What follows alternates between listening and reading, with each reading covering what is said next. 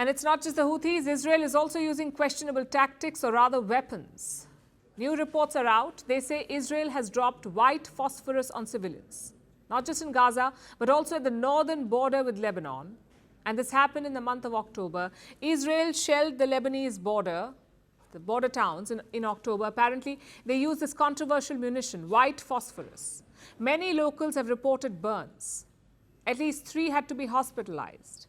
So what exactly is this controversial substance, white phosphorus? Has Israel admitted to using it? And if so, where did they get it from? Simply put, white phosphorus is a chemical. It is a solid, wax-like substance. When exposed to oxygen, it starts burning. And we're talking about unbearable heat here, up to 800 degrees Celsius. That's high enough to melt metals. It can also cause vision impairment and respiratory issues. Despite that, white phosphorus is not banned on the battlefield. You can use it in some cases, like to mark targets or to conceal ground troops. But there's a clear red line. You cannot drop it on civilians. So the question is, did Israel cross that line? Well, they have in the past. Like in 2009, Israel was accused of dropping white phosphorus in Gaza. And this time, too, reports have emerged. In October, pictures showed a white substance being showered over Gaza. Experts said it was white phosphorus. Plus, rights groups have documented ground evidence. They have published testimonies of victims. All of them complain of severe burns. And what does Israel have to say about that? The Israeli Defense Forces have rejected these reports. They say all international laws are being followed. Listen to this.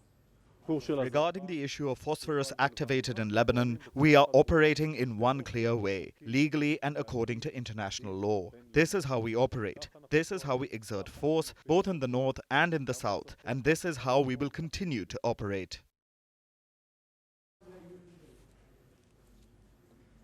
Of course, they denied it, but Israeli military did admit to one thing.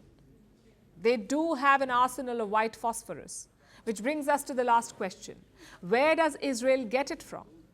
From the United States of America.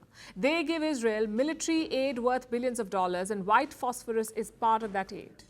Reports say those same munitions were dropped on Lebanon, the ones that were given by the US.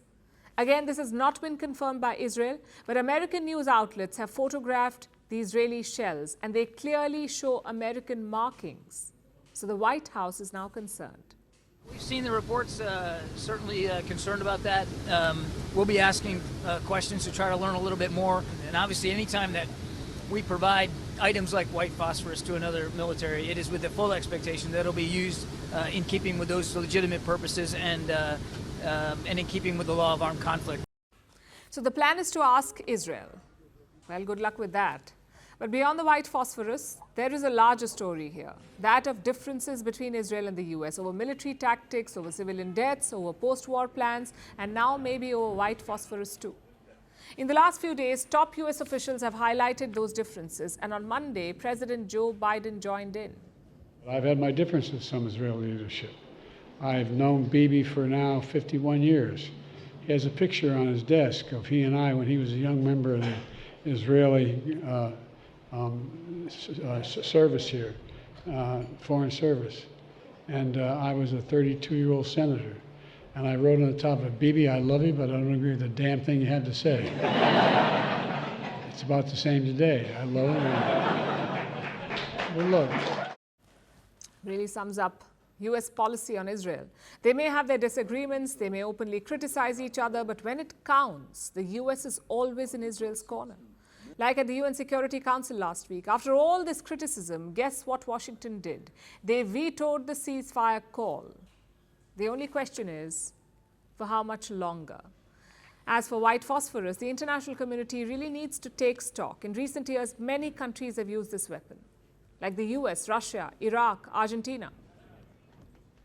Many Western countries still have white phosphorus in their arsenal, and there is no reason for it. Today, we have safer substitutes. Smoke bombs can be used to mark targets. They can also hide advancing soldiers. So there is no excuse, really, or need to hold these weapons, unless the idea is to terrorize people.